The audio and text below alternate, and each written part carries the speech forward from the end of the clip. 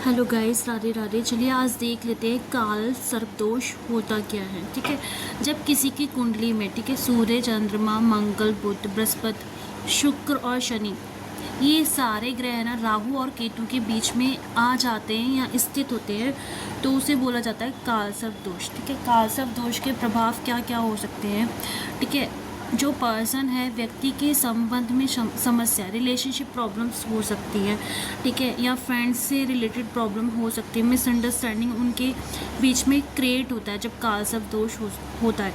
Money problems, money से related बहुत सारी हर्डल्स आती हैं, जितनी भी मेहनत करते हैं उसका उतना रिजल्ट नहीं मिल पाता। ठीक है, हेल्थ इशू क्रिएट होता है जब काल सर्पदोष होता है, तो उस पर्सन को मेंटली डिस्टर्बेंस क्रिएट होता है। ठीक है, फिज़िकली प्रॉब्लम इशू क्रिएट होते हैं, काफ़ी सारी बीमारियां हो जाती है। ठीक है, जो पुरानी बीमारी होती है वो भी सामने आ जाती है। ठीक है, काल सर्पदोष में करियर ग्रोथ में प्रॉब्लम होती है, करियर में बहुत सारी हर्डल्स आती हैं। ठीक है, उससे करियर से रिलेटेड या बिजनेस से रिलेटेड कोई भी लॉस उस पर्सन को हो सकता है। Relationship problem, money problem, health issue, career issue, ठीक है, ये सारी ब्लॉकेज होती है। जितना भी वो मेहनत करेगा ना, उस पर्सन को वो रिज़ल्ट नहीं मिल पाता। ये इसके प्रभाव हैं। ठीक है, अब काल सर्पदोष के कितने प्रकार होते हैं। काल सर्पदोष के 12 प्रकार होते हैं।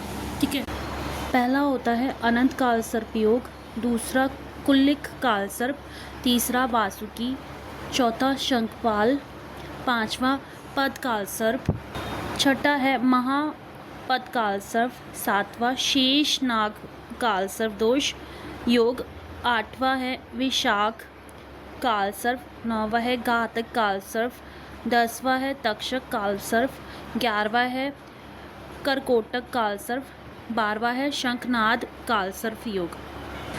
देखो, जब काल सर्पदोष होता है तो रिलेशनशिप में प्रॉब्लम होती है, फैमिली इशू क्रिएट होता है, फ्रेंड जो दोस्त होते हैं उनके साथ भी गलत फहमी क्रिएट होती है और मिसअंडरस्टैंडिंग क्रिएट होती है। ठीक है, तनाव बना हुआ रहता है। जो पैसे से रिलेटेड प्रॉब्लम है, मनी स्टेबल नहीं हो पाती है। ठीक है, अनवांटेड पैसा खर्च होने लगता है। ठीक है, जो मनी का सोर्स है वो इनकम ज़्यादा नहीं हो पाती, वो पर्सन ज़्यादा इनकम जनरेट नहीं कर पाता। ठीक है, और हेल्थ इशू क्या हो सकता है, मेंटली प्रॉब्लम हो सकती है। ठीक है, बॉडी से रिलेटेड कोई बीमारी हो सकती है या कोई पुरानी बीमारी वापस आ सकती है, फिज़िकली, मेंटली। ठीक है, इस तरीके की बीमारी उस पर्सन को हो सकती है। करियर से रिलेटेड क्या प्रॉब्लम हो सकती है कि करियर में ग्रोथ में प्रॉब्लम आती है, आगे बढ़ने में उस पर्सन को प्रॉब्लम आएगी। ठीक है, जितनी भी नौकरी होगी, बार बार या तो नौकरी चेंज होती जाएगी या नौकरी उसकी छूट जाएगी एक टाइम पीरियड आने के बाद। ठीक है, या फिर उसका कोई बिजनेस होगा तो उसको उसमें लॉस होगा। ठीक है, अभी काल सर्पदोष के उपाय क्या हो सकते हैं। ठीक है, या तो भगवान शिव जी का रुद्र अभिषेक करवाना या मां मृत्युंजय का जाप करना। ठीक है, पहला उपाय ये। दूसरा उपाय या तो हनुमान चालीसा रेगुलर बेस पे पढ़ना या हनुमान चालीसा को एक दिन में 7 टाइम पढ़ना। रेगुलर बेस पे आप हनुमान चालीसा को पूरे दिन में 7 बार पढ़ सकते हो, ताकि उसका इफ़ेक्ट आपको लाइफ में बहुत जल्दी और ज़्यादा दिखे।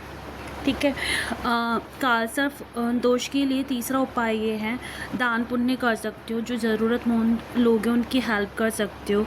ठीक है, उससे रिलेटेड रतन पहन सकते हैं। राहु और केतु से रिलेटेड जो रतन होता है ना, गोमेद और लहसुनिया, उसको पहन सकते हो किसी अच्छे पंडित से, या जो आपके घर के आसपास है, जिसके ऊपर आपको ट्रस्ट है, तो उससे रिलेटेड है ना, आप क्रिस्टल या जो हाथों में पहनने वाला रिंग होता है उसे पहन सकते हो, ताकि उसके प्रभाव से बचा जा सके। ठीक है, और साथ ही साथ मेडिटेशन कर सकते हो, अपनी रूटीन को अच्छे से फॉलो कर सकते हो, अपने रूटीन को मैनेजमेंट के साथ हैंडल कर सकते हो। ठीक है, जिससे जो काल सर्पदोष का प्रभाव है ना वो कम हो सके और आप अपनी लाइफ को अच्छे से हैंडल कर सको। Thank you guys, have a nice day.